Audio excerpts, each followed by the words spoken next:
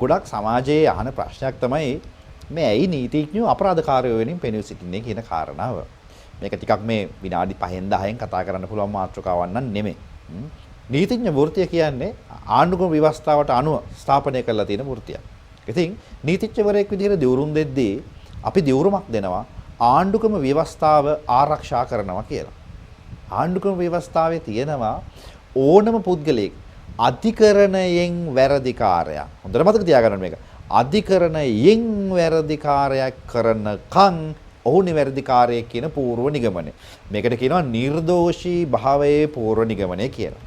ඉතින් ඕනම පුද්ගලයෙක් අත්අඩංගුවට ගත්තට පස්සේ ඔහු සැකකාරයෙක් විතරයි. ඕනම සැකකාරයෙකුට නීතිඥ සහායක් ලබා ගැනීමේ අයිතිවාසිකම ආණ්ඩුක්‍රම ව්‍යවස්ථාවෙන්ම ලබා දීලා තියෙනවා.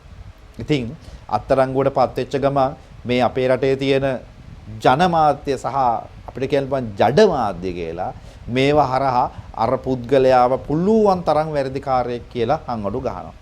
ඔබට මතක නම් මම චූටි කාරණා මතක් කරන්නම් මේ සේයා දැරිවිගේ ඝාතනය කියලා පොඩි දරුවෙක්ව දූෂණයකට ලක් කරලා ඝාතනය කරා. පළවෙනියෙන්ම අත්අඩංගුවට ගත්තේ මට මතක විදිහට මෙන්න මේ නම මතක් කිරීම සම්බන්ධයෙන් සමාවෙන්න ඕන කොණ්ඩයා කියලා පුද්ගලයෙක් මට ඔහුගේ නම මතක නැහැ. ඉතින් මේ පුද්ගලයා පිළිබඳව විවිධ මත මොහු මස් කන පුද්ගලයෙක් වනචාරී පුද්ගලයෙක් මොහු නිර්වතින් ඉන්නේ කියලා මේ මාධ්‍ය හරහා විශාල මඩ ප්‍රහාරයක් ඕඩ දෙයක් කළා. අවසානයේදී DNA පරීක්ෂණයක් ගත්තට පස්සේ මොකද වුනේ? මොහු නෙමෙයි මේ ස්ත්‍රී දූෂණය කරලා තියෙන්නේ. මොහු නෙමෙයි මේ මිනිමෙරුම කරලා තියෙන්නේ. ඉතින් ඔබ හිතන්න ඕනේ. හෙට ඔබට මේ චෝදනාව එන්න පුළුවන්. නිර්දෝෂී ඔබට චෝදනාවක් එන්න පුළුවන්.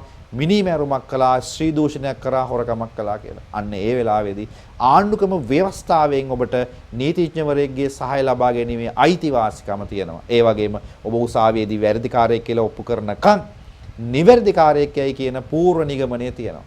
ඉතින් හැමතිස්සෙම බුදුහාමුදුරුවෝ කියනවානේ තමා උපමා කරලා දකින්න හැම දෙයක්ම කියලා. ඉතින් ඒ නිසා ඔබ වෘත්තීන් වලට ඇඟිල්ල දිගු කරන්න කලින් ඒ වෘත්තිය හැදිලා තියෙන්නේ ඇයි ඒ වෘත්තියේ කාර්යභාරය මොකක්ද කියන එක තේරුම් ගන්න ඕන. කෙසේ වෙතත් ඔබ දන්නවද මහාධිකරණයේදී නඩුවක් විභාග වෙද්දී නීතිඥවරයෙක් නැතිනම් රජයේ වියදමින් ඔබේ වියදමින් ඔබ ගෙවන බදු මුදලේ වියදමින් නීතිඥවරයෙක් පත් කරනවා කියලා. ඒ කියන්නේ නීතිඥවරයෙක් නැතුව මහාධිකරණයකදී පුද්ගලයෙකුගේ නඩුවක් අහන්නේ රජයේ වියදමින් උට නීතිඥවරයෙක් පත් කරනවා. ඉතින් ඔබ මේ ගැන දන්නේ මහාධිකරණ වලට ගොඩාක් මිනිස්සු යන්නේ. ඉතින් ඒ නිසා සැකකාරයෙක් වෙනුවෙන් නීතිඥවරයෙක් පෙනී හිටියාම ඒ නීතිඥවරයාට ඇඟිලි දුක් කරන්න එපා. මොකද මේක හෙට ඔබටත් වෙන්න පුළුවන්.